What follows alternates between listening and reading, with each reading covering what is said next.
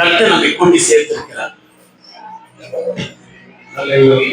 நம்முடைய தேவனாகிய கர்த்தர் நம்ம அசைவாடி கொண்டிருக்கிறார். அவர் எனக்கு தனிப்பட்ட விதத்துல இந்த ஜெபத்தை ஆரம்பிக்கும் போது சொன்ன வார்த்தை, இந்த யாக்கோபை மன்றாட ஜெபம் எங்கெல்லாம் நடத்தப்படுகிறதோ அங்கெல்லாம் நான் வருவேன்னு சொன்னேன். தெய்வ சமூகத்தை நான் உண்மையை சொல்றேன். ஆனால் எனக்கு திட்டம் தெளிவா பேசின ஒரு வார்த்தை, இந்த யாக்கோபை மன்றாட ஜெபம் எங்கெல்லாம் நடத்தப்படுகிறதோ அங்கெல்லாம் நான் வருவேன்னு சொன்னேன். இந்த நாள்வட்டை கேட்ட ஆண்டவரே எல்லாரும் ஜெபம் பண்றாங்க, இதுக்கு என்ன ஒரு ஸ்பெஷல் சொல்லும் போது உண்மையா பரிசுத்த ஆவியானவர் எனக்கு திட்ட தெளிவா சொன்ன வார்த்தை என்ன தெரியுமா? அநேகருடைய சாப கட்டுகளை நான் முறிப்பேன்னு சொன்னார். கர்த்தர் ஏன் சொன்னார், எப்படி சொன்னது தெரியாது. அவர் சொன்னதை மாத்திரம் நான் சொன்னேன்.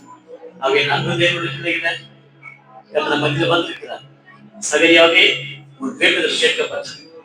என் நன்மை தேவனுடைய பிள்ளைகளை இதுவரை நீங்க ஏறெடுத்த ஜெபம், படித்த கண்ணீர் கர்த்தர் மறக்கவே இல்லை. அவருடைய பிள்ளையா இருந்து அவருக்காக வைராக்கியமா நீங்க வாழ்ந்தீங்க, வாழ்ந்து கொண்டிருக்கிறீங்க.